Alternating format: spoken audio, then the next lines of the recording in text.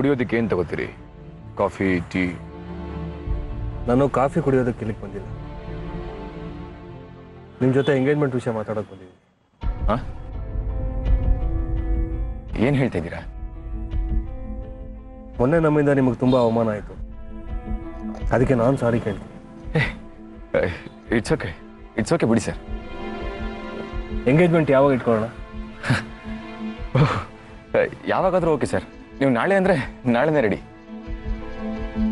ನಂದು ಒಂದು ಚಿಕ್ಕ ಕಂಡೀಷನ್ ಇದೆ, ಅದಕ್ಕೆ ನೀವು ಒಪ್ಪೋದಾದರೆ ಇನ್ನು 2-3 ದಿವಸದಲ್ಲಿ ಎಂಗೇಜ್ಮೆಂಟ್ ಇಟ್ಕೊಳ್ಳೋಣ. ಹೇಳಿ ಸರ್. ಎಂಗೇಜ್ಮೆಂಟ್ಗೆ ನಿಮ್ಮ ತಂದೆ ತಾಯಿ ಇಬ್ಬರು ಇರಬೇಕು. ನಿಮ್ಮ ತಂದೆನ ಲಂಡನ್ನಿಂದ ಕರ್ಸೋದಕ್ಕೆ ಸಾಧ್ಯನಾ? ಸರಿ ಸರ್, ನನಗೆ ಒಂದು 2 ದಿನ ಟೈಮ್ ಕೊಡಿ, ನನ್ನ ತಂದೆನ ಕರೆಸ್ತೀನಿ ನಾನು. ಆದರೆ ನೀವು ಮತ್ತೆ ಅವರು ನನ್ನ ತಂದೆ ಅಲ್ಲ ಅಂತ ಎಲ್ಲರ ಮುಂದೆ ಹೇಳಿ ನನಗೆ ನನ್ನ ತಾಯಿಗೆ ಅವಮಾನ ಮಾಡಬಾರ್ದು ಅಷ್ಟೆ. ಇಲ್ಲ, ಖಂಡಿತ ಹಾಗಾಗಲ್ಲ. ಹಾಗಿದ್ರೆ ನಾಳಿದ್ದೇ ಎಂಗೇಜ್ಮೆಂಟ್ ಇಟ್ಕೊಂಡು ಬಿಡಿ ಸರ್. ಓಕೆ, ಆದರೆ ಒಂದು ವಿಷಯ. ಹೇಳಿ. ಆ ಚಿದಂಬರಮ್ಮೇ ನಿನ್ನ ತಂದೆ ಅಂತ ನನಗೆ ಚೆನ್ನಾಗಿ ಗೊತ್ತು. ಅದೇನಾದರೂ ಪ್ರೂವ್ ಆದರೆ ಯಾವುದೇ ಕಾರಣಕ್ಕೂ ನನ್ನ ಮಗಳನ್ನು ಚಿದಂಬರಂ ಮಗನಿಗೆ ಮದುವೆ ಮಾಡಿಕೊಡಲ್ಲ. ಅಲ್ಲ ಸರ್, ನಿಮಗೂ ಚಿದಂಬರಂ ಅವ್ರಿಗೂ ದ್ವೇಷ ಇದ್ದರೆ ಅದನ್ನು ನನ್ನ ಮೇಲೆ ಯಾಕೆ ಸರ್ ತೀರ್ಸ್ಕೊತಿದ್ದೀರಾ? ಯಾಕೆ ಅಂದರೆ ನೀನು ಆ ಚಿದಂಬರಂ ಥರ ದೊಡ್ಡ ದಗಲಬಾಜಿ ಅಂತ ನನಗೆ ಗೊತ್ತು, ಅದಕ್ಕೆ ಕೊಡಲ್ಲ ಅಂದಿದ್ದು. ಆದರೆ ನಿಮ್ಮ ಮಗಳು ನನ್ನನ್ನು ತುಂಬ ಪ್ರೀತಿಸ್ತಾಳೆ ಸರ್. ಅದಕ್ಕೆ ನಿನ್ನ ಹತ್ರ ಕೇಳ್ಕೊಳ್ಳೋದಕ್ಕೆ ಬಂದಿದ್ದೀನಿ, ಮರ್ತು ಬಿಡು ಅವಳನ್ನ. ನಾನು ಸಾಕ್ಷಿನ ಮನಸ್ಫೂರ್ತಿಯಾಗಿ ಪ್ರೀತಿಸಿದ್ದೀನಿ.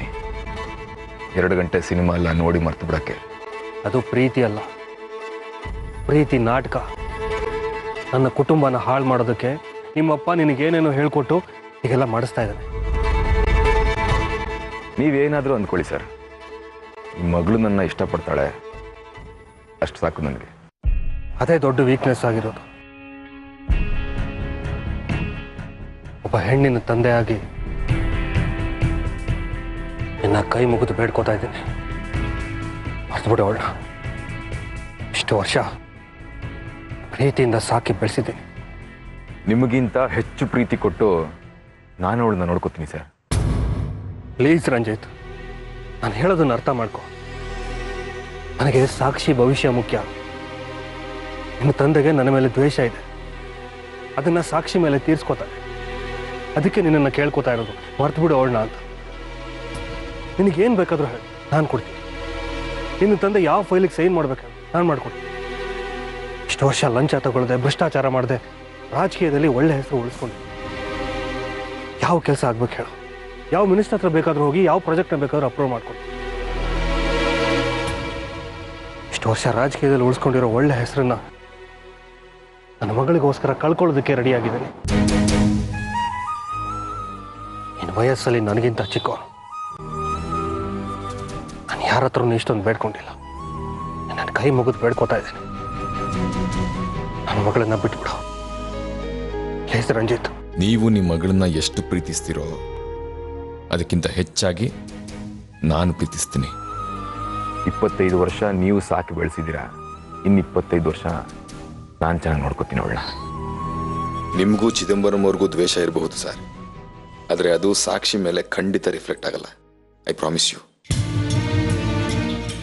ಸಾಕ್ಷಿಗೆ ಯಾವುದೇ ಕೊರತೆ ಬರದೇ ಇರೋ ಹಾಗೆ ನಾನು ನೋಡ್ಕೋತೀನಿ ಅವಳನ್ನ, ನನ್ನ ನಂಬಿ.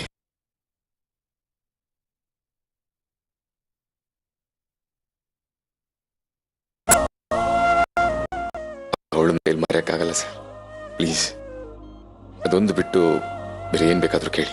ನೀನು ಒಳ್ಳೆ ಮಾತಲ್ಲಿ ಕೇಳದೆ ಇದ್ರೆ ಬೇರೆ ಥರ ಹೇಳಬೇಕಾಗತ್ತೆ. ನೀವು ನಿಮ್ಮ ಮಗಳನ್ನ ಉಳಿಸ್ಕೊಳ್ಳೋಕೆ ಏನೇನ್ ಮಾಡೋಕ್ಕಾಗುತ್ತೋ ಮಾಡಿ, ನಾನು ನನ್ನ ಸಾಕ್ಷಿನ ಉಳಿಸ್ಕೊಳ್ಳೋಕೆ ಏನೇನ್ ಮಾಡೋಕ್ಕಾಗುತ್ತೋ ಮಾಡ್ತೀನಿ.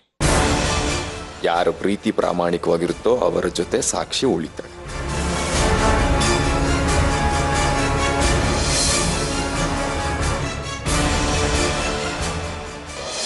ಹಲೋ ಸಾಕ್ಷಿ.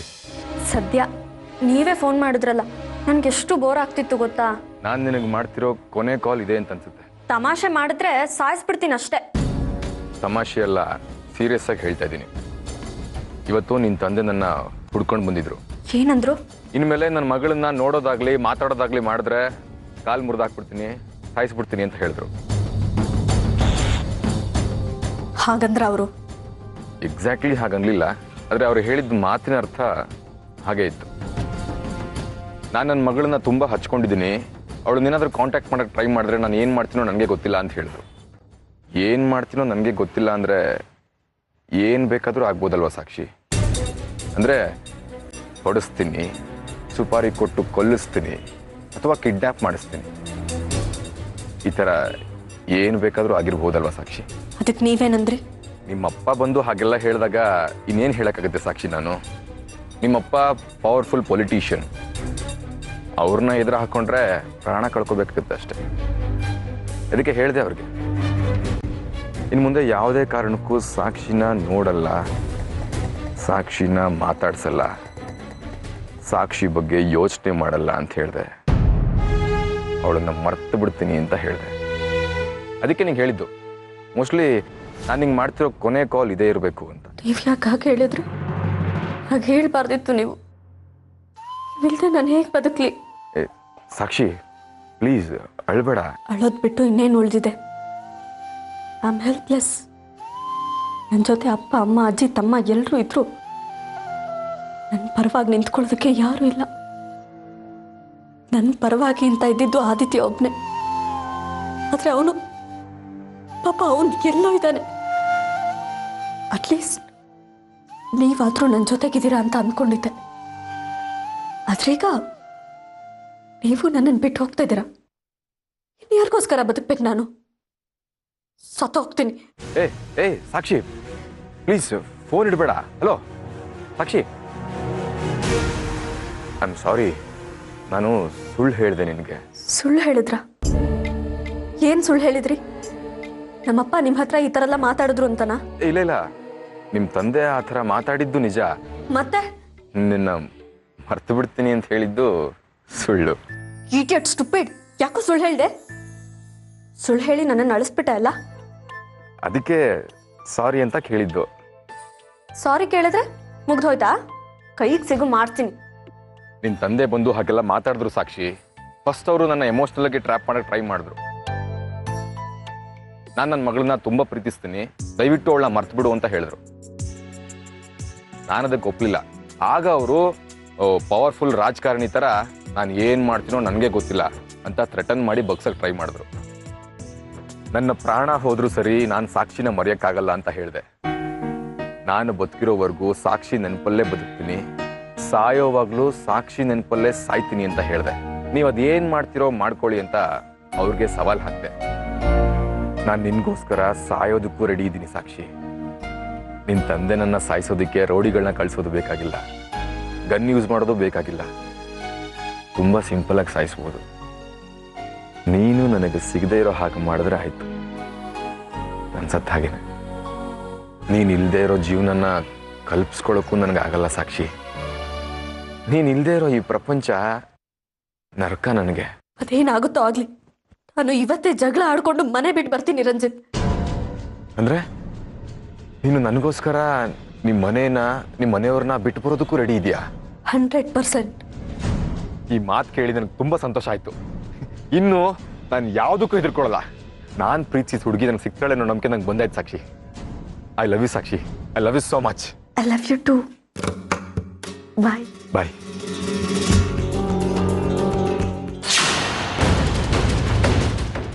ಓ, ಸಾಕ್ಷಿ ಅಷ್ಟು ಮುಂದುವರೆದು ಬಿಟ್ಲಾ? ಮೊನ್ನೆವರೆಗೂ ಸಾಕ್ಷಿ ನನ್ನ ಮನೆ ಗೌರವ ಅಂತ ಅನ್ಕೊಂಡಿದ್ದೆ. ಈಗ ನನ್ನ ಮರ್ಯಾದೆ ತಗೊಳ್ಳೋಕೆ ರೆಡಿ ಆಗ್ಬಿಟ್ಟಿದ್ದಾನೆ. ಇದಕ್ಕೆಲ್ಲ ಕಾರಣ ರಂಜಿತ್.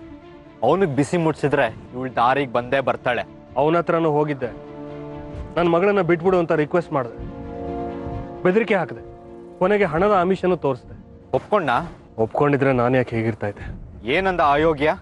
ಯಾವುದೇ ಕಾರಣಕ್ಕೂ ಸಾಕ್ಷಿನ ಬಿಡಕ್ಕಾಗಲ್ಲ ಅಂತ ಮದುವೆ ಆಗಿರೋ ಗಂಡಂತರ ಅಧಿಕಾರದಲ್ಲಿ ಮಾತಾಡ್ದೆ. ಹಾಗಾದ್ರೆ ನಮ್ಮ ಸಾಕ್ಷಿನ ದಾಳ ಥರ ಯೂಸ್ ಮಾಡಿಕೊಂಡು ಅವ್ರೇನೋ ಪ್ಲಾನ್ ಮಾಡ್ತಿದ್ದಾರೆ ಅನ್ಸುತ್ತೆ. ಇದು ನಮಗೆ ಅರ್ಥ ಆಗುತ್ತೆ ಆರ್ಯ, ಆದರೆ ಸಾಕ್ಷಿಗೆ ಯಾವುದೇ ರೀತಿಯಲ್ಲಿ ಹೇಳಿದ್ರು ಅವಳಿಗೆ ಅರ್ಥ ಆಗ್ತಿಲ್ವಲ್ಲ. ಅವಳ ಕಣ್ಗೆ ಆ ರಂಜಿತ್ ಮೋಸದ ಪ್ರೀತಿ ಪಟ್ಟಿನ ಕಟ್ಬಿಟ್ಟಿದ್ದಾನೆ. ಅದಕ್ಕೆ ನಮಗೆ ಕಾಣಿಸ್ತಿರೋ ಯಾವ ಸತ್ಯನೂ ಅವಳ ಕಣ್ಣು ಕಾಣಿಸ್ತಿಲ್ಲ. ಇದಕ್ಕೆ ಹೇಗಾದರೂ ಮಾಡಿ ಪರಿಹಾರ ಹುಡುಕ್ಲೇಬೇಕು ಆರ್ಯ. ಇಲ್ಲಾಂದ್ರೆ ಸಾಕ್ಷಿ ಬದುಕು, ನಮ್ಮ ಮನೆ ಮರ್ಯಾದೆ ಎರಡೂ ಹಾಳಾಗುತ್ತೆ. ನಾನು ಸರಿ ಮಾಡ್ತೀನಿ ಡ್ಯಾಡಿ. ಹೇಗಾರ್ಯ? ನನ್ನ ಮೇಲೆ ನಡೆದಿರೋ ಹಿಟ್ ಅಂಡ್ ರನ್ ಕೇಸಲ್ಲಿ ಬಂಡೆರಾಮನ ಮತ್ತೆ ಅರೆಸ್ಟ್ ಮಾಡಿ ಲಾಕಪ್ಗೆ ಹಾಕ್ತೀನಿ. ಚಾರ್ಜ್ ತಗೊಂಡ್ರೆ ಎಲ್ಲ ನಿಜ ಆಚೆಗೆ ಹಾಕ್ತಾನೆ. ನನ್ನ ಮೇಲೆ ಆಕ್ಸಿಡೆಂಟ್ ಮಾಡಕ್ಕೆ ಹೇಳಿದ್ದು ಆ ರಂಜಿತ್ತೆ ಅಂತ ಕನ್ಫರ್ಮ್ ಆಗುತ್ತೆ. ಆ ಗ್ರೌಂಡ್ಸ್ ಮೇಲೆ ಆ ರಾಸ್ಕಲ್ ರಂಜಿತ್ನ ಅರೆಸ್ಟ್ ಮಾಡಿ ಕತ್ಲಲ್ಲಿ ಕೂಡ ಹಾಕಿ ಬೆಂಡೆತ್ತೀನಿ. ಸಾಕ್ಷಿ ಬೇಕಾ ಪ್ರಾಣ ಬೇಕಾ ಅಂತ ಕೇಳಿದ್ರೆ ದಾರಿಗೆ ಬರ್ತಾನೆ. ಆಗ ಅವನ ಬಣ್ಣ ಏನು ಅಂತ ಸಾಕ್ಷಿಗೆ ಕನ್ಫರ್ಮ್ ಆಗುತ್ತೆ. ಇದೆಲ್ಲ ನಡೆಯುತ್ತೆ ಅಂತೀಯ? ಖಂಡಿತವಾಗ್ಲು ಡ್ಯಾಡ್. ನಾವು ನಡೆಸ್ತಿರೋ ಸಾಮೂಹಿಕ ವಿವಾಹದಲ್ಲಿ ಸಾಕ್ಷಿ ರಂಜಿತ್ನ ಮದುವೆ ಆಗ್ತೀನಿ ಅಂತ ನನಗೆ ಚಾಲೆಂಜ್ ಮಾಡಿದ. ಅಷ್ಟರೊಳಗೆ ಹೇಗಾದರೂ ಮಾಡಿ ಆ ರಂಜಿತ್ ಎಂಥವನು ಅಂತ ನಾವು ಎಕ್ಸ್ಪೋಸ್ ಮಾಡಲೇಬೇಕು. ಮಾಡ್ತೀನಿ ಡ್ಯಾಡ್, ಮಾಡೇ ಮಾಡ್ತೀನಿ. ಸರ್, ಆರ್ಯ ನಿಮ್ಮ ನಿದ್ದೆ ಕೆಡಿಸ್ಬೇಕು ಅಂತೇಳಿ ಪ್ಲಾನ್ ಮಾಡ್ಕೊಂಡಿದ್ದಾನೆ. ಸ್ವಲ್ಪ ಅರ್ಥ ಆಗೋ ಥರ ಮಾತಾಡಿ. ಅವನು ಬಂಡೇರಮ್ಮನ್ನ ಅರೆಸ್ಟ್ ಮಾಡಬೇಕು ಅಂದ್ಕೊಂಡಿದ್ದಾನೆ. ಆರ್ಯ ಸಸ್ಪೆಂಡ್ ಆಗಿದ್ದಾನಲ್ಲ? ರೀಇನ್ಸ್ಟೇಟ್ ಆಗಿದ್ದಾನೆ ಸರ್. ಇವತ್ತು ಡ್ಯೂಟಿಗೆ ಜಾಯಿನ್ ಆಗ್ತಿದ್ದಂಗೆ ನನಗೆ ಫೋನ್ ಮಾಡಿ ಆ ಬಂಡೇರಮ್ಮನ ಬಗ್ಗೆ ವಿಚಾರಿಸ್ದ. ಆ ಅರೆಸ್ಟ್ ಮಾಡಿದ್ದಕ್ಕೆ ಸಸ್ಪೆಂಡ್ ಆಗಿದ್ದ ಅವನು. ಇನ್ನೂ ಬುದ್ಧಿ ಕಲ್ತಿಲ್ವಾ? ಬಂಡೇರಾಮನ್ ಹಿಡಿದು ಅವನ ಕೈಲಿ ರಂಜಿತನ ಬಗ್ಗೆ ತಿಳ್ಕೊಂಡು ಆ ರಂಜಿತನ ಅರೆಸ್ಟ್ ಮಾಡಬೇಕು ಅಂತೇಳಿ ಅಜೆಂಟ್ ಹಾಕೊಂಡಿದ್ದಾನೆ ಸರ್. ದಯವಿಟ್ಟು ರಂಜಿತ್ಗೆ ಹೇಳಿ ಎಲ್ಲರೂ ಸ್ವಲ್ಪ ದಿನ ಎಸ್ಕೇಪ್ ಆಗೋದಕ್ಕೆ. ದಡ್ಡನ್ ಥರ ಮಾತಾಡಬೇಡ್ರಿ. ಬಂಡೇರಾಮನ್ ಅರೆಸ್ಟ್ ಮಾಡಿ ಅವನ ಬಾಯಿಂದ ರಂಜಿತ್ ಹೆಸರು ಬಾಯಿ ಬಿಡಿಸಿದ್ರೆ ರಂಜಿತ್ ಊರು ಬಿಟ್ಟು ಹೋಗ್ತಾನೆ. ಆಗ ಸಾಕ್ಷಿ ಮದುವೆ ಬೇರೆ ಗಂಡಿನ ಜೊತೆ ಮಾಡಿಸ್ಬೋದು ಅಂತ ಅವ್ರು ಪ್ಲಾನ್ ಮಾಡಿದ್ದಾರೆ. ಆದರೆ ರಂಜಿತ್ ಊರು ಬಿಟ್ಟು ಹೋದರೆ ತಾನೇ ಆ ಸೂರ್ಯ ಆರ್ಯನ ಪ್ಲಾನ್ ಸಕ್ಸಸ್ ಆಗೋದು.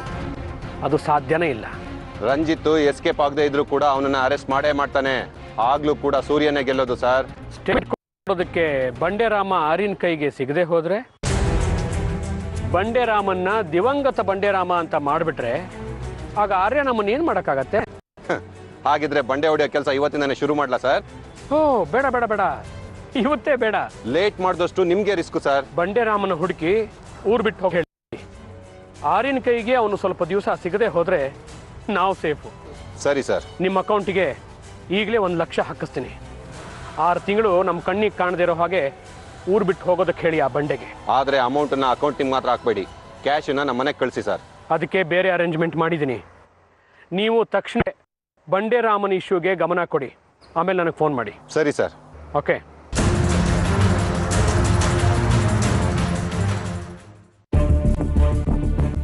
ಸೂರ್ಯರೇ, ಹೋಗಿದ್ ಕೆಲಸ ಆಯ್ತಾ? ರಂಜಿತ್ ಒಪ್ಕೊಂಡ? ಏನೇ ಆದರೂ ಅವಳನ್ನ ಬಿಡಲ್ಲ ಅಂತ ಹಠ ಇಟ್ಕೊಂಡು ಕೂತಿದ್ದಾನೆ. ಅದು ಹಠ ಅಲ್ಲ, ನನ್ನ ಮೇಲಿರೋ ಪ್ರೀತಿ. ಏನು ಹೆದರ್ಸಕ್ಕೆ ಹೋಗಿದ್ರಾ ನಿಮ್ಮ ಅಳಿಯ ಆಗೋರ್ನ? ನನ್ನನ್ನು ಮರ್ತು ಬಿಡು ಅಂತ ರಿಕ್ವೆಸ್ಟ್ ಮಾಡ್ಕೊಳಕ್ಕೆ ಹೋಗಿದ್ದೆ. ನಿನ್ನ ತಲೆ ಕೆಡಿಸಿರುವ ಅವಿವೇಕಿ ಹತ್ರ ರಿಕ್ವೆಸ್ಟ್ ಅನ್ನೋ ಹೆಸರಲ್ಲಿ ಧಮಕಿ ಹಾಕಿದ್ರಾ? ಅಗತ್ಯ ಬಿದ್ದರೆ ಅದನ್ನು ಮಾಡ್ತೀನಿ ನಾನು. ಅದು ರಂಜಿತ್ಗೂ ಇರೋ ವ್ಯತ್ಯಾಸ. ನೀವು ನನಗೋಸ್ಕರ ಅವ್ರನ್ನ ಹೆದರ್ಸೋದಕ್ಕೆ ಬೆದರಿಸೋದಕ್ಕೆ ಹೋಗ್ತೀರಾ, ಆದರೆ ಅವರು ನನಗೋಸ್ಕರ ಎಷ್ಟು ದಿನ ಬೇಕಾದರೂ ವೆಯ್ಟ್ ಮಾಡ್ತಾರೆ. ನನಗೋಸ್ಕರ ಪ್ರಾಣ ಕೊಡೋದಕ್ಕೂ ತಯಾರಿದ್ದಾರೆ. ನನ್ನನ್ನು ಅಯೋಗ್ಯನ ಜೊತೆ ಕಂಪೇರ್ ಮಾಡಬೇಡ. ಮಾಡ್ತೀನ್ರಿ. ಏನ್ ಮಾಡ್ತೀರಾ? ನೋಡಿ ಆರ್ತಿಯವ್ರೆ, ನನ್ನ ಹತ್ರ ಹೇಗೆ ಮಾತಾಡ್ತಿದ್ದಾಳೆ ಅಂತ. ಇವಳನ್ನ ಎಷ್ಟು ಪ್ರೀತಿಯಿಂದ ಸಾಕಿದ್ದೀನಿ, ಇವಳಿಗೋಸ್ಕರ ಎಷ್ಟು ಕಷ್ಟಪಟ್ಟಿದ್ದೀನಿ ಗೊತ್ತಾ? ಅದ್ಯಾವುದು ಈಗ ಕಾಣಿಸ್ತಿಲ್ಲ ಇವಳಿಗೆ. ಯಾವನ ಮೊನ್ನೆ ಪರಿಚಯದನಿಗೋಸ್ಕರ ನನ್ನ ಹತ್ರ ಹೀಗೆ ಮಾತಾಡ್ತಿದ್ದಾಳೆ. ನಾನೇ ಇವಳು ಕೆಟ್ಟದಕ್ಕೆ ಹೇಳ್ತೀನ, ಇವಳಿಗೆ ಕೇಳಿ ಬಯಸ್ತೀನಿ. ರಂಜಿತ್ನ ಬೇಡ ಅನ್ನೋದಕ್ಕೆ ಕಾರಣ ಇದೆ ಅಲ್ವಾ? ಅದನ್ನು ಅರ್ಥ ಮಾಡ್ಕೊಳ್ದೆ ನೀವು ನನ್ನನ್ನು ಎಷ್ಟು ಪ್ರೀತಿಸ್ತೀರಾ ಅಂತ ನನಗೆ ಗೊತ್ತು ಡ್ಯಾಡ್. ನಾನು ಚಿಕ್ಕವಳಾಗಿದ್ದಾಗ ಅಪ್ಪ ಅಮ್ಮ ಎರಡು ನೀವೇ ಆಗಿ ನೋಡ್ಕೊಂಡಿದ್ದೀರಾ. ಅದು ನಾನು ಆರ್ತಿ ಅಮ್ಮಂಗೂ ಎಷ್ಟೋ ಸಲ ಹೇಳಿದ್ದೀನಿ. ಆದರೆ ನಾನೀಗ ಚಿಕ್ಕ ಹುಡುಗಿ ಅಲ್ಲ ಅಲ್ವಾ? ಈಗಲೂ ನೀವು ನನ್ನನ್ನು ಸಣ್ಣ ಮಗು ಥರ ಟ್ರೀಟ್ ಮಾಡಿದ್ರೆ ನನಗೆ ಕಷ್ಟ ಆಗುತ್ತೆ ಡ್ಯಾಡ್. ತಂದೆ ತಾಯಿ ಮಕ್ಕಳು ಸಣ್ಣವರಿದ್ದಾಗ ನೋಡ್ಕೊಳ್ಳೋ ರೀತಿ ಬೇರೆ, ದೊಡ್ಡವರಾದ್ಮೇಲೆ ಅವ್ರನ್ನ ಮಾತಾಡ್ಸೋ ರೀತಿ ಬೇರೆ. ಇದು ನಿಮಗೂ ಗೊತ್ತಿದೆ dad. I can take care of my self. ನನ್ನನ್ನು ನನ್ನ ಪಾಡಿಗಿರೋದಕ್ಕೆ ಬಿಡಿ. ನಿಮ್ಮ ಕನ್ಸರ್ನ್ ನನಗೆ ಅರ್ಥ ಆಗುತ್ತೆ. ಆದರೆ ನಾನು ರಂಜಿತ್ನ ತುಂಬ ಇಷ್ಟಪಟ್ಟಿದ್ದೀನಿ. ಅವ್ರನ್ನ ಇಷ್ಟಪಡೋದಕ್ಕಿಂತ ಮುಂಚೆ ಅವ್ರನ್ನ ಚೆನ್ನಾಗಿ ಅರ್ಥ ಮಾಡ್ಕೊಂಡಿದ್ದೀನಿ. ಅವ್ರನ್ನ ಅರ್ಥ ಮಾಡ್ಕೊಂಡ್ಮೇಲೆ ನಾನು ಅವ್ರನ್ನ ಮದುವೆ ಆಗೋ ತೀರ್ಮಾನಕ್ಕೆ ಬಂದಿರೋದು. ನಿಮಗೆ ನನ್ನ ಬದುಕಿನ ಮೇಲೆ ಎಷ್ಟು ಕಾಳಜಿ ಇದೆಯೋ ಅದಕ್ಕಿಂತ ಹೆಚ್ಚಿಗೆ ಕಾಳಜಿ ನನಗೆ ನನ್ನ ಬದುಕಿನ ಮೇಲೆ ಇದೆ ಅಲ್ವಾ? ನಿಮ್ಮನ್ನು ಧಿಕ್ಕರಿಸಿ ಮದುವೆ ಆಗೋದು ನನಗೆ ದೊಡ್ಡ ವಿಷಯ ಅಲ್ಲ. ಆದರೆ ಆ ದಾರಿ ತುಳಿಯೋದಕ್ಕೆ ನನಗಿಷ್ಟ ಇಲ್ಲ ಡ್ಯಾಡ್. Please understand.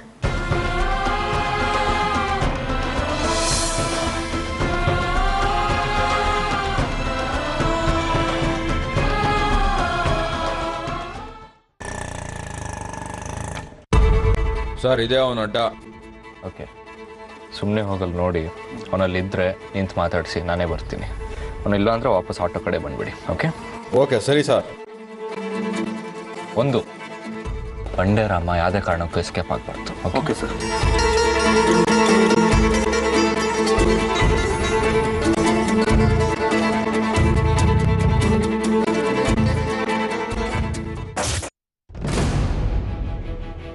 ಓಯ್, ಯಾರ ನೀನು?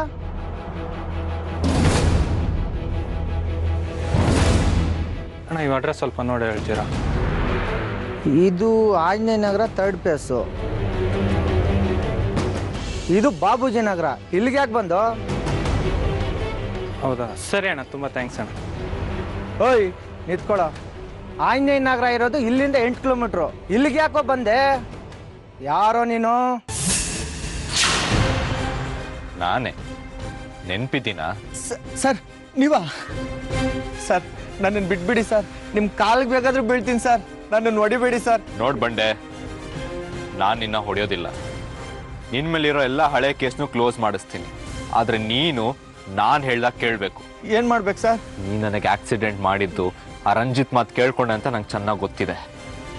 ಒಪ್ಕೋ ಬಂಡೆ, ಕಮಿಷನರ್ ಹತ್ರ ನಾನು ಮಾತಾಡಿ ನಿನ್ನ ಮೇಲಿರೋ ಎಲ್ಲ ಕೇಸ್ನು ಕ್ಲೋಸ್ ಮಾಡಿಸ್ತೀನಿ. ಸರ್, ನಿಮ್ಮ ಮೇಲೆ ಆಕ್ಸಿಡೆಂಟ್ ಮಾಡಿದ್ದು ನಾನಲ್ಲ ಸರ್. ನಾನು ಸಮಾಧಾನವಾಗಿ ಹೇಳ್ತಾ ಇದ್ದೀನಿ. ಒಪ್ಕೊಂಡ್ರೆ ನೀನು ಉಳಿತೀಯ, ಇಲ್ಲಾಂದ್ರೆ ನಿನ್ನ ಬಾಡಿ ಮಾತ್ರ ಉಳ್ಕೊಳ್ಳುತ್ತೆ, ಅದರಲ್ಲಿ ಪ್ರಾಣ ಇರಲ್ಲ.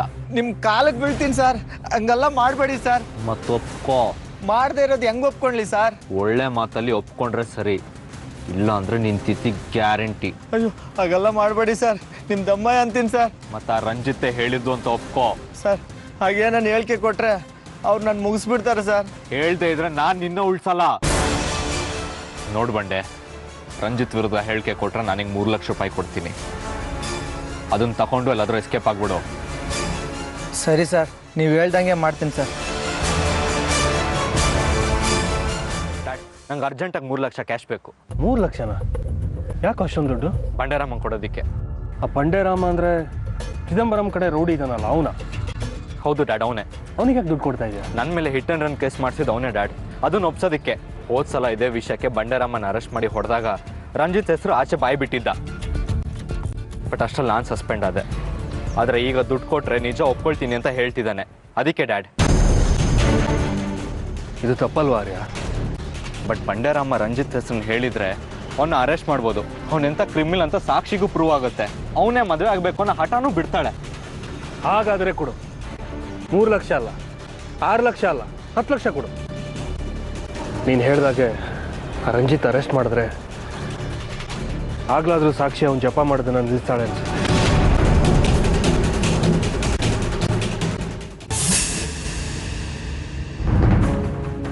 ಏನ್ ಬಂಡೆ? ಸ್ಟೇಟ್ಮೆಂಟ್ ಕೊಡ್ತೀನಿ ನಂದು ಒಪ್ಕೊಂಡಿದ್ದೀನಲ್ಲ ಸರ್. ಸ್ಟೇಟ್ಮೆಂಟಾ? ಏನಂತ?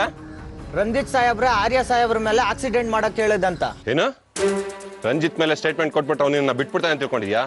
ಏಯ್, ನಿನ್ ಮೇಲೆ ಬಹಳ ಕೋಪ ಇದೆ. ಇಲ್ದೇ ಇರೋ ಕೇಸನ್ನೆಲ್ಲ ನಿನ್ ಮೇಲೆ ಜಡ್ದು ಜೀವಾದಿ ಶಿಕ್ಷೆ ಸಿಗೋ ಹಾಗೆ ಮಾಡ್ಬಿಡ್ತಾನೆ. ಅಷ್ಟೇ ಅಲ್ದಲೆ ಹಿಂದೆ ಅವನ ಕೈಲಿ ತಿಂದಿದ್ದೇಟಲ್ಲ ಮರ್ತೋಯ್ತಾ ನಿನಗೆ? ಇಲ್ಲ ಸರ್, ರಂಜಿತ್ ಸರ್ ಮೇಲೆ ಸ್ಟೇಟ್ಮೆಂಟ್ ಕೊಟ್ರೆ ನನ್ನ ಮೇಲೆ ಇರೋ ಎಲ್ಲ ಕೇಸ್ಗಳನ್ನು ಆರ್ಯ ಸಾಹೇಬ್ರು ಕ್ಲೋಸ್ ಮಾಡ್ತೀನಿ ಅಂತ ಹೇಳಿದ್ದಾರೆ. ಅವನು ಹೇಳ್ದ, ನೀನ್ ನಂಬಿಟ್ಯಾ? ಏಯ್, ಇದೇ ತರ ನಾನು ಎಷ್ಟೋ ಕೈದಿಗಳಿಗೆ ಹೇಳಿ ಕರ್ಕೊಂಡೋಗಿ ಎನ್ಕೌಂಟ್ರ್ ಮಾಡಿದ್ದೀನಿ. ಅವನ ಮಾತನ್ನ ನಂಬ್ಕೊಂಡು ನೀನೇನಾರು ರಂಜಿತ್ ಮೇಲೆ ಸ್ಟೇಟ್ಮೆಂಟ್ ಕೊಟ್ರೆ ಒಂದು ನಿನ್ ಹೆಣ ಬೀಳುತ್ತೆ, ಇಲ್ಲ ಅಂದ್ರೆ 10 ವರ್ಷ ಗ್ಯಾರಂಟಿ ಶಿಕ್ಷೆ ಆಗೋಗ್ ಮಾಡ್ತಾನೆ. ಮತ್ತೆ ಅವ್ರ ಹತ್ರ ಸ್ಟೇಟ್ಮೆಂಟ್ ಕೊಡ್ತೀನಿ ಅಂತ ಹೇಳಿದ್ದೀನಲ್ಲ ಸರ್, ಏನ್ ಮಾಡ ಸರ್ ಈಗ? ಜೀವ ಉಳಿಸ್ಕೋಬೇಕು ಅನ್ನೋ ಆಸೆ ಇದ್ರೆ ಇಮ್ಮಿಡಿಯೇಟ್ ಆಗಿ ಊರ್ ಬಿಟ್ಟು ಓಡೋಗು. 6 ತಿಂಗಳು ಈ ಕಡೆ ತಲೆ ಹಾಕ್ಬೇಡ, ಅರ್ಥ ಆಯ್ತಾ? 6 ತಿಂಗಳ ಸರ್? ಎಂತಿ ಮಕ್ಳನ್ನ ಬಿಟ್ಟು ಹೆಂಗ್ ಸರ್ ಹೋಗೋದು? ತಗೋ, ಇದರಲ್ಲಿ 30,000 ರೂಪಾಯಿ ಇದೆ. ಇದನ್ನ ತಗೊಂಡು ಈಗಲೇ ಊರ್ ಬಿಟ್ಟು ಓಡೋಗು. 30,000 ಇಟ್ಕೊಂಡು 6 ತಿಂಗಳು ಹೆಂಗ್ ಸರ್ ಜೀವನ ಮಾಡ್ಲಿ? ಈಗ ಸದ್ಯಕ್ಕೆ ಇದನ್ನ ಇಟ್ಕೊಂಡಿರೋ. ನಿಮ್ಮ ಸಾಹೇಬ್ರು ಚಿದಂಬರಂ ಅವ್ರ ಹತ್ರ ಮಾತಾಡಿ ಇನ್ನೂ ಹೆಚ್ಚಿಗೆ ಕೊಡೋದಕ್ಕೆ ಅವ್ರಿಗೆ ಹೇಳ್ತೀನಿ. ಅರ್ಥ ಆಯ್ತೇನೋ ಹೇಳಿದ್ದು? ಇವತ್ತಿಂದ ಈ ಊರಲ್ಲೆಲ್ಲೂ ಕಾಣಿಸ್ಕೊಂಡ್ಕೊಡ್ದು. ತಕ್ಷಣ ಬಸ್ ಹತ್ಬೇಕು. ಆಮೇಲೆ ಈ ದುಡ್ಡನ್ನ ನಾನೇ ಕೊಟ್ಟಿದ್ದು ಅಂತೇಳಿ ಯಾರ ಹತ್ರನೂ ಹೇಳ್ಕೊಡ್ದು, ಗೊತ್ತಾಯ್ತಾ?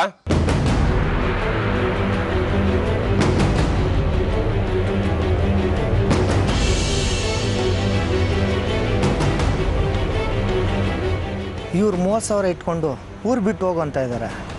ಏನು ಮಾಡೋದು? ಚಿದಂಬರಂ ಅವ್ರು ಎದುರಾಕೊಂಡ್ಲಾ ಇಲ್ಲ ಆರ್ಯನ್ ಎದುರಾಕೊಂಡ್ಲಾ? ಇಲ್ಲಿ ಬಂಡೇರಾಮ ಎಲ್ಲಿರ್ತಾನೆ? ಇವಾಗ ತಾನೇ ಒಳಗಡೆ ಹೋದ್ರು.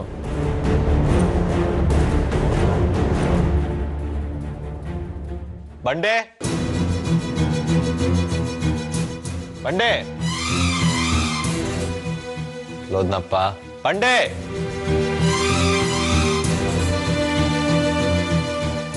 ಕೈ ಕೊಟ್ಬಿಟ್ನಾ?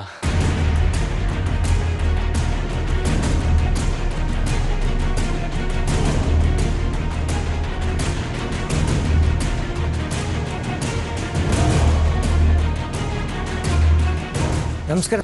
ಎಲ್ಲ ಹೋಗಿದ್ದೆ ಸರ್ ಇಲ್ಲೇ. ಸರಿ ಬಿಡು, ನಾನು ಹೇಳ್ದಂಗೆ 3 ಲಕ್ಷ ರೂಪಾಯಿ ತಂದಿದ್ದೀನಿ. ಆದ್ರೆ ನೀನು ಒಪ್ಕೊಂಡಂಗೆ ರಂಜಿತ್ ವಿರುದ್ಧ ಸ್ಟೇಟ್ಮೆಂಟ್ ಕೊಡ್ತೀಯ ತಾನೆ? ಕೊಡ್ತೀನಿ ಸರ್. ನೀವು ಹೇಳ್ದಂಗೆ ನನ್ನ ಮೇಲೆ ಇರೋ ಹಳೆ ಕೇಸ್ಗಳೆಲ್ಲ ಕ್ಲೋಸ್ ಮಾಡ್ತೀರಲ್ಲ ಸರ್? ಖಂಡಿತವಾಗ್ಲೂ ಕ್ಲೋಸ್ ಮಾಡ್ತೀನಿ. ಆದ್ರೆ ನೀನೇನಾದ್ರೂ ಉಲ್ಟಾ ಹೊಡೆದ್ರೆ ನಿನ್ನನ್ನೇ ಕೊಡ್ತೀನಿ. ಇಲ್ಲ ಸರ್, ನಾನು ಮಾಡೋದು ಕೆಟ್ಟ ಕೆಲಸ ಇರ್ಬೋದು, ಆದರೆ ನಾನು ಮಾಡೋ ಕೆಲಸದಲ್ಲಿ ನಿಯತ್ತಿರುತ್ತೆ ಸರ್. ನೋಡು, ನಿನ್ನ ಕಮಿಷನರ್ ಮುಂದೆ ಕರ್ಕೊಂಡು ಹೋಗ್ತೀನಿ. ಅಲ್ಲಿ ಧೈರ್ಯವಾಗಿ ರಂಜಿತ್ ವಿರುದ್ಧ ಸ್ಟೇಟ್ಮೆಂಟ್ ಕೊಡ್ತೀನಿ ಅಂತ ಹೇಳಬೇಕು. ಅರ್ಥ ಆಯ್ತಾ? ಹ್ಞೂ ಸರ್.